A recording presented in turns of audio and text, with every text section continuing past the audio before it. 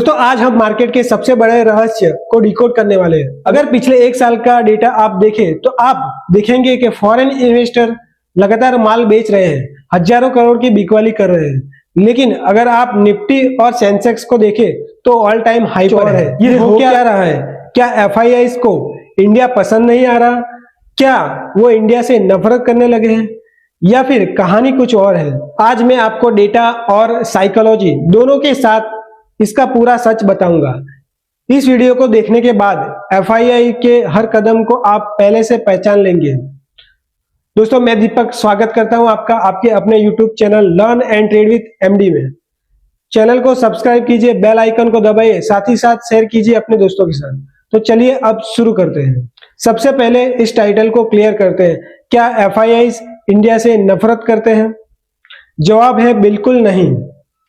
ये नफरत नहीं है दोस्तों, ये फ्रस्ट्रेशन है। इसे एक आसान उदाहरण से समझते हैं। मान लीजिए आपने अपनी एक गाड़ी बेच दी ये सोचकर कि अरे ये तो खटारा हो गई है, आगे जाकर और सस्ती हो जाएगी। लेकिन बेचने के एक हफ्ते बाद ही उसका दाम 2 गुना हो जाए तो आपको कैसा फील होगा? गुस्सा आएगा और चिढ़ जाओगे। बस यही कहानी है आज एफआईआई की। उन्होंने पिछले 4 से 5 सालों में, खासकर कोरोना के बाद और रशिया और यूक्रेन वॉर के समय, करोड़ों का माल बेच दिया। उसका सिंपल लॉजिक था कि इंडिया बहुत महंगा है, यानी ओवर वैल्यूड है, अमेरिका में ब्याज दरें बढ़ रही हैं और ग्लोबल मंदी आने वाली है। उन्होंने सोचा मार्केट गिरेगा, हम नीचे के प्राइस पर फिर से खरीद लेंगे। लेकिन मार्केट ने उनके साथ प्रैंक कर दिया और वो नीचे आया ही नहीं। इस बार एफआईआई की 25 साल पुराना स्ट्रेटेजी फेल हो गई और उन्हें हराने वाला कोई बड़ा बैंक नहीं बल्कि आप और हम, कॉमन इंडियन रिटेल इन्वेस्टर है। इतिहास में पहली बार ऐसा हुआ है कि एफआईआई बेच रहे हैं लेकिन मार्केट गिर नहीं रहा। क्यों? क्योंकि हमारे पास एसआईपी का ब्रह्मास्त्र है। हर महीने 18,000 से 20,000 करोड़ रुपए सिर्फ एसआईपी के जरिए आ रहे हैं। म्यूचुअल फंड और डोमेस्टिक इन्वेस्टर एफआईआई की बिकवाली को एब्जॉर्व कर रहे हैं। पहले कहा जाता था when FII sneezes India catches a cold, यानी जब एफआईआई छींकते हैं तो इंडिया को जुकाम हो जाता है। लेकिन आज हकीकत यह है कि एफआईआई माल बेचते हैं और इंडिया के रिटेल इन्वेस्टर कहता है कि ला भाई और ला, माल और ला, सब खरीद लेंगे। इस लिक्विडिटी पावर ने एफआईआई को बैकफुट पर धकेल दिया है।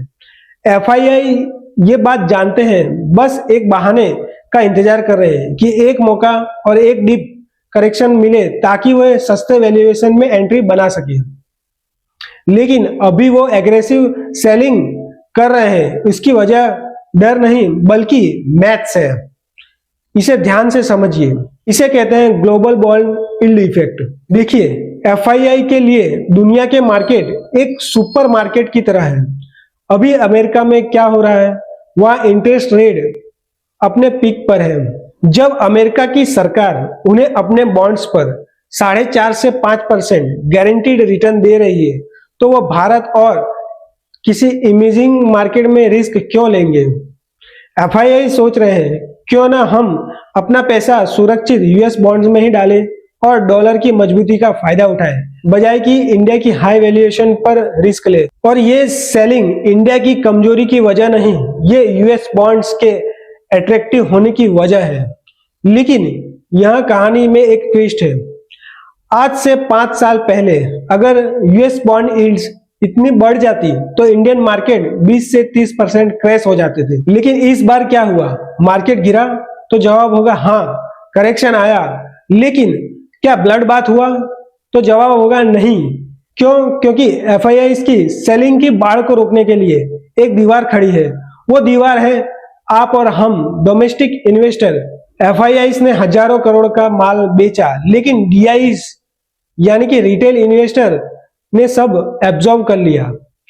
एफआईआई अब फ्रस्ट्रेट हो रहे हैं। वे सोच रहे हैं कि बॉन्ड यील्ड का बहाना बनाकर मार्केट गिराएंगे और नीचे के प्राइस पर माल उठा लेंगे। लेकिन इंडियन रिटेल इन्वेस्टर उन्हें सस्ता माल खरीदने का मौका नहीं दे रहे। तो अब सवाल यह है कि बॉन्ड यील्ड्स के इस खेल में आपको क्या करना चाहिए। सिंपल है, ये हाई इंटरेस्ट रेट का साइकिल हमेशा नहीं चलेगा। जैसे ही अमेरिका में महंगाई कंट्रोल में आएगी, रेट्स कट शुरू होंगे और जिस दिन यूएस बॉन्ड का यील्ड नीचे गिरना शुरू हो जाएगा, याद रखिए दोस्तों, एफआईआई का सारा पैसा उन बॉन्ड से निकलकर इक्विटी में ही आएगा और तब वो देखेंगे दुनिया में सबसे ज्यादा ग्रोथ कहाँ है। जवाब एक ही होगा, इंडिया। उस समय जो लिक्विडिटी फ्लो आएगा वो मार्केट को नए लाइफ टाइम हाई पर ले जाएगा। मार्केट आपको डराएगा, वॉलेटाइल होगा, लेकिन रिटेल इन्वेस्टर की सबसे बड़ी गलती यही होती है, एफआईआई के जाने पर डर जाते हैं और महंगे वैल्यूएशन पर फिर से खरीद लेते हैं। इसीलिए नॉइस को इग्नोर कीजिए, बॉन्ड यील्ड्स को ऊपर नीचे होने दीजिए। करेक्शन मिले यहां से 15 से 20% का, तो बजाय बेचने के खरीदने का ट्राई कीजिए।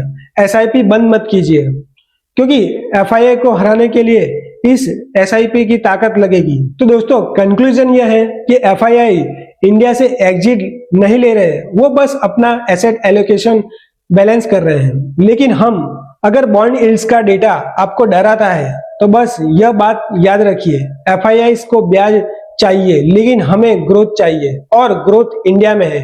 अगर आपको इंडिया की ग्रोथ स्टोरी पर भरोसा है तो कमेंट में लिखिए लॉन्ग टर्म बुल। वीडियो पसंद आए तो लाइक कीजिएगा, शेयर कीजिएगा। मिलते हैं नेक्स्ट वीडियो में, तब तक के लिए जय हिंद।